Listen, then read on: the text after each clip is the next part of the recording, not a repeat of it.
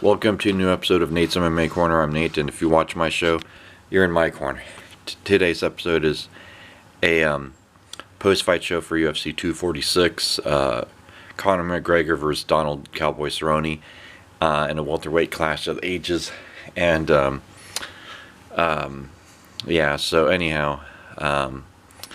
post-fight rundown of the main card with my afterthoughts, of course, as always. So we kicked off the main card with a lightweight clash with Carlos Diego Ferreira versus Anthony Showtime Pettis, and this fight was pretty much what I thought it would be. Carlos taking to the ground and just mixing things up and throwing Pettis off his game, and he won submission neck crank in round 2, which I forget if I think I picked Carlos by unanimous decision on this one, but nonetheless, good clean win for Carlos. Then we go on to the bantamweight division, Brian Kelleher versus Odie Osborne, and this one I got right, I believe. I think I picked Brian by decision, which he won first round submission guillotine choke. Good clean win for Brian Kelleher, and I think Odie Osborne will be back. I mean, he's still a good prospect in the UFC bantamweight division.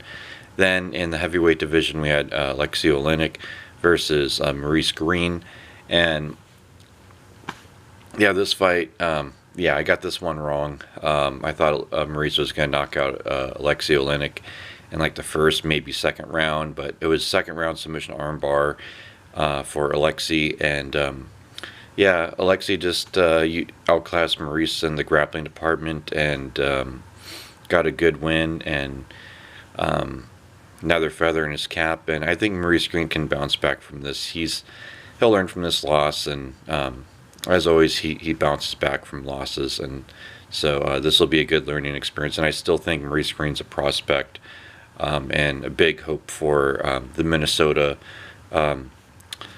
camps out here in Minnesota, and with Brock Larson's gym.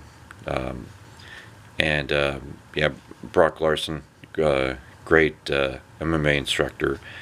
Anyways, and then in the co-main event, we had in the women's bantamweight division, Holly Holm, former UFC bantamweight champ, going up against Raquel Pennington in a rematch from UFC 184, where I believe that fight ended in a split decision. This one was unanimous decision for Holly Holm, and I think this one was a lot more clear-cut win for Holly Holm, and I think it shows that Holly Holm has evolved with her game over the years and not got too stagnant. And I think Raquel Pennington hung in there the best she could.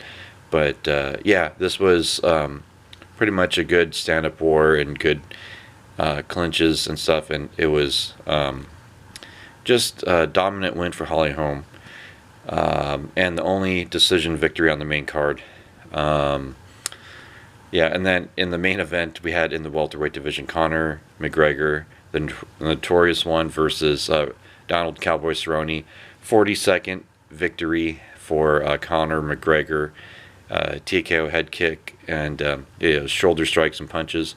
Just from the first 10 seconds alone, I mean, already Cowboy was banged up, and Conor got a nice clean win. And like Conor was saying in the post-fight interview with Joe Rogan, how he's had knockout victories in 3 weight classes now in the UFC, so very impressive for Conor McGregor, and can't wait to see more of them. And so that wraps up my post-fight show. And you know what? I think we'll see more great fights of Donald Cerrone. So that, in case you're wondering, my thoughts on Donald Cerrone, I think we're going to see more exciting fights of Donald Cerrone. This is not the end of him, and he will be back. And I think he will come back with some more wins in the UFC. So all the Cowboy fans out there, don't worry. I think Donald Cerrone ain't going anywhere, and Conor obviously it's not going anywhere. So this is a win for the Conor fans, a win for the Cowboy fans. Stay tuned in the coming days for a pre-fight show for UFC Fight Night Blades versus Dos Santos. That's going to be a great heavyweight main event card. And until then, as always, until then, see ya.